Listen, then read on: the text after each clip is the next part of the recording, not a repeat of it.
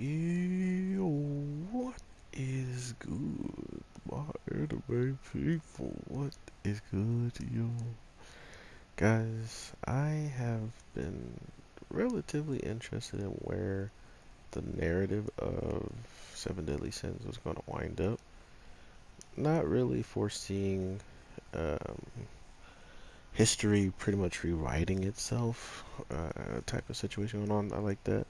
Where sure it's not quite the same, but it's almost identical to what the Archangels wanted to do, and now all of a sudden they're in a position to do it, but with way less power than they did because they don't even have their own physical bodies anymore like they used to. And showing what a super ridiculous free shot slash sneak attack from their abilities is still not able to take out one of the commandments, right? Like, sure, it's the one of the sons of the Demon King, but it was weird that that attack itself by the animated studio, or maybe the context of it all is it looked like it did zero to no damage at all, right? So it's kind of like, did this even hurt him? And if it did, why didn't it look like it?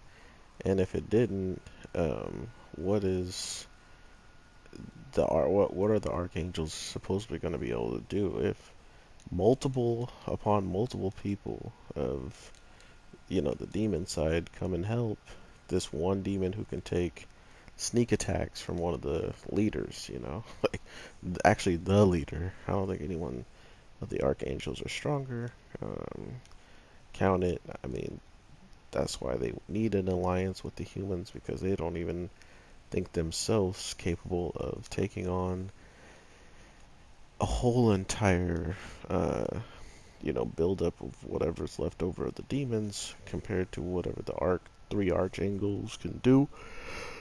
Um, it was cool seeing whatever little information we can get here and there about them and the overall story that's going to be surrounding them, but it also just feels like everything's just kind of rushing to the end, like I've been saying. Like, everything feels relatively just here it is, take it, leave it, and goodbye. Oh, it's double damage. But with all that being said, I honestly don't see anything bad about it.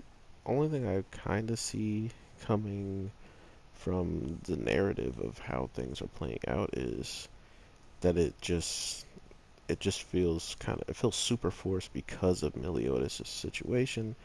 Um, him just not being the same person he is without his actual, feelings towards the person he's supposed to love, care for, and all this stuff that he knows he loves and cares for, but just doesn't feel it actually. Like, those feelings don't exist for him anymore because of everything he's been going through and everything he's been losing per time he dies, which I still think one of the brothers are more in tune with that thought of it because how fast he was to try to take out all of Meliodas' hearts. Unlike all the other commandments where they're just doing their attacks to pretty much beat and brutalize Meliodas and stuff like that, it wasn't like directly, here's a knife, and now I'm going to stick it in your heart, So to see that aspect of the storytelling come into what and why they were doing it, it seemed like he had more of a motive of doing that than anybody, right? So, I apologize for doing this video right when I'm about to go to bed because, unlike normal, I gotta be getting up earlier, so trying to get this video out at least sooner than later. And, yeah, I don't really know where it's gonna go with Meliodas being the way he is, the archangels pretty much siding with the sins in all humans. Like I said, though, it's history repeating itself, so I guess we kind of can guess where it's gonna go.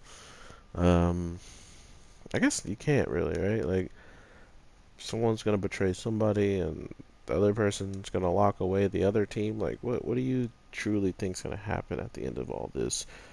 Do you even think the demons have that much of competition when it comes down to the four archangels, because at this point they don't even see that intimidating. Attacking Meliodas' younger brother and not doing much damage, and then having to pretty much run away after his attack, which was never explained how they got out of there in time, right? So that's the stuff that I'm talking about. It's like rushed. They're just all of a sudden we were supposed to expect them to take damage. They're all jumping towards Margaret to try to protect her, and I'm like, that's the least person that needs protecting. Like, what are you?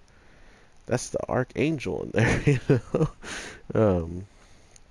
So to see them jumping out of their way to try to protect someone that supposedly should be out there jumping in front of them to protect them was funny, and then all of a sudden they're just back at the kingdom completely fine, and that was the end all be of that. So really weird stuff popping off, but as a whole, I'm looking forward to just seeing the end conclusion of it all. Like, I just want to see how this story plot plays out. We still haven't seen my boy Arthur, as the king, so that's kind of a scary sign. Hopefully he's good, and I hope you guys are doing well as well. So take care. I will talk to you guys in the next one. I apologize if the videos have been shorter than normal, but I kind of think I've been getting to the points that I need to, and if I don't, always feel free to talk to me in the comments about what's on your mind, what's lingering after watching these episodes, anything like that. I love hearing your guys' opinions, or just what you found interesting, or if there's anything you want to talk about outside of it. I don't care, because I'm just here to have fun and talk to you guys and enjoy the community. Enjoy the community I'm trying to build of having open discussion about any types of animes without just jumping down someone's throat about their taste or whatever the case may be. So enjoy, and I hopefully will talk to you in the next one. So with that being said, I am your boy, the Anime G, and I will definitely talk to you sooner than later. So with all that, peace.